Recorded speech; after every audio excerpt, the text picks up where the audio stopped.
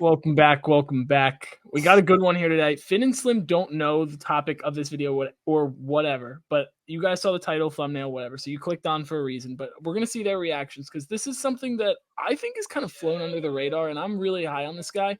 And a lot of people might not think he was as good as he was in this past season. So who's that player? Who's that player we're talking about right now? So I got some stats here. We got player one on the left. This is the guy I'm talking about.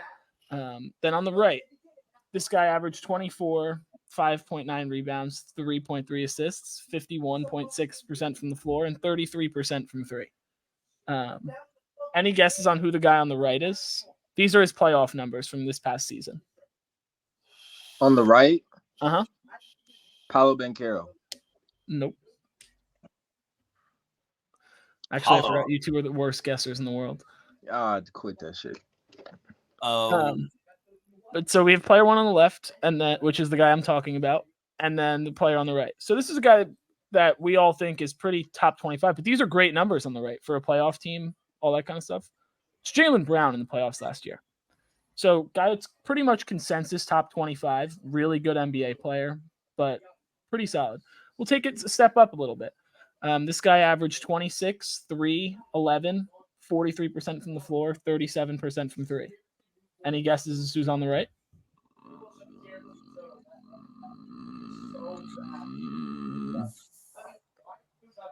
Is it? No one knows off the top of their head. Is this specifically playoffs? This is not playoffs. These are not playoff numbers, but still really impressive stats for the most part. But the guy that someone on this pod may be really, really high on. Don't do me like this. That's Trae Young. 37%. And he was right now, but are you taking player one or player two in that scenario? I think we're all taking player one, correct? 100%. No. Yes, you are. If I didn't tell you it was Trae Young, you're taking player one. All right, we'll go here. All right, who are you taking, player one or two? No brainer. On player one or two? No brainer. Player. I mean, every counting stat is higher. Slim? I'm taking Trae. No, this is a different player. Different player. I'm taking player right one. here. Yeah, player two. 26.5, 4.5, 5, 45% from the floor, 41% from three. Who are you taking? I'm taking one. Okay. That was Steph Curry's numbers last year. Okay, let's go to the last one. This one's a little tough, but these numbers are obviously unbelievable. Player one or player two? I think I would lean player two just looking at these numbers, but still pretty close and comparable numbers. Is that Shea? It's Jalen Brunson in the playoffs last year.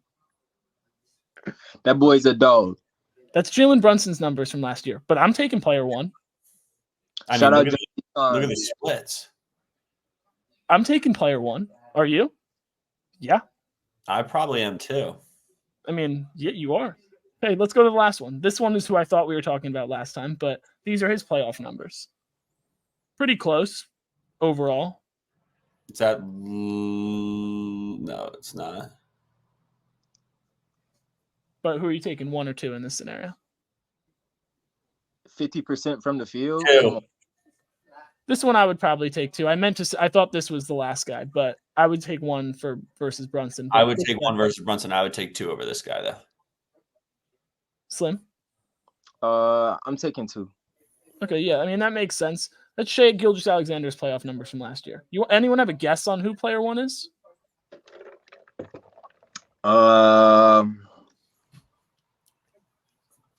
29. Is it in the playoffs? Yeah. Was it Pala? It was Tyrese Maxey's numbers in the playoffs last year. I think it's time to have a serious conversation about him being the best guard in the Eastern Conference, and I don't think that's crazy. Did I not say this last week? You did, but I think it's time we seriously have a conversation about it. I think I'm open to having this dialogue right here, right now, and This is really the debate here between these two guys, and every single one of us said player one. Yeah, I mean, sorry, that was Shea. This is the debate here. Every single one of these are playoff numbers. Every single one of us should try Tyrese Maxey. And big shots have to be accounted for too. The kid hit big shots. I mean, so did Brunson, so I won't say anything. No, so did Brunson for sure. But what did I say in the Sixers video last week? I said and if you haven't checked the Sixers video out, go peep it. I said, bar none, he's the best player on that team. It's not close. See, that I still disagree with. However, he is by far the best player on that team. But I think it's time we have a serious conversation about this, because this is where my whole point was. A lot of these numbers, everyone's talking about Brunson's insane playoff run, his playoff run a year ago too. Like, he's the best player in the East. He's the best guard in the East. It's not close with anyone. Maxey balled out in the playoffs. Like, let's not get it twisted. He was unbelievable. Embiid was bad, and Maxey really kept that team to even let it go 6. Embiid was bad, and not only were his counting stats great, as we just saw, which that was a cool little exercise. Shout out Matt for putting that together, but it was also an eye test thing. Watching those games, like, he was dominant. He was.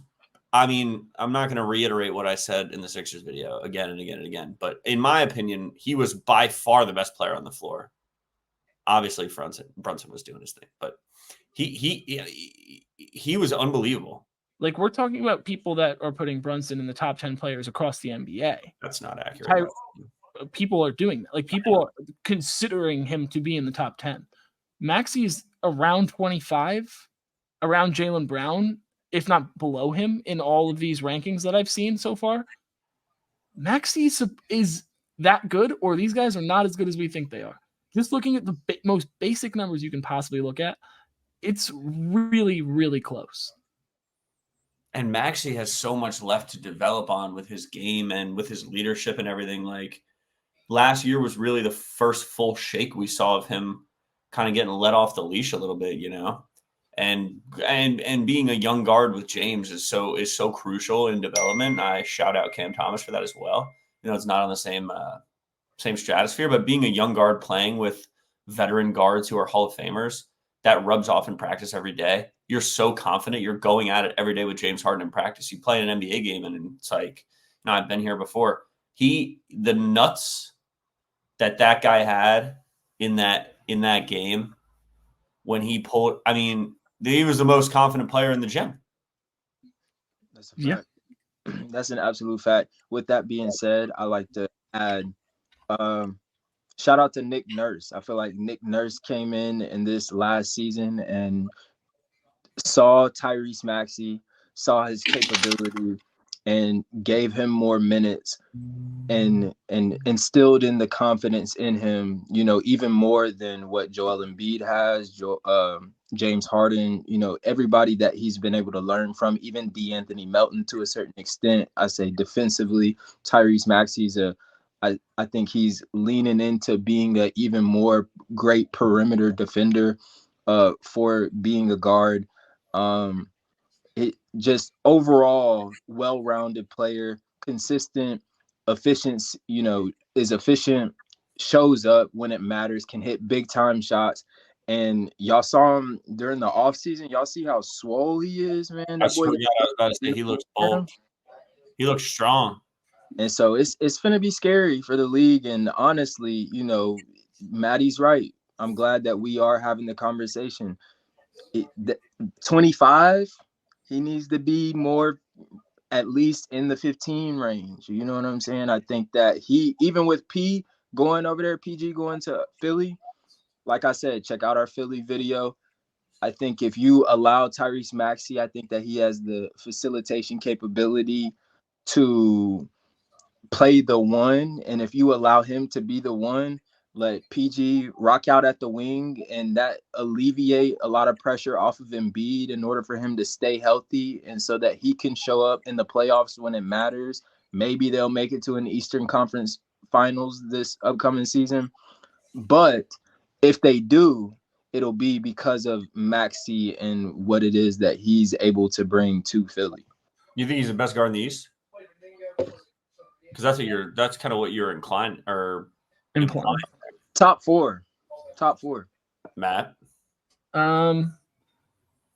Like, probably not, but I think he's 3. Like, I would still, like, just looking at those numbers, obviously I would pick Tyrese Maxey. Like, when I did the comparison, I was like, oh, this is going to be a good one. Because I was just curious. Like, I was just looking up stats today for shits in class, and I was like, oh, this might actually be a really good video.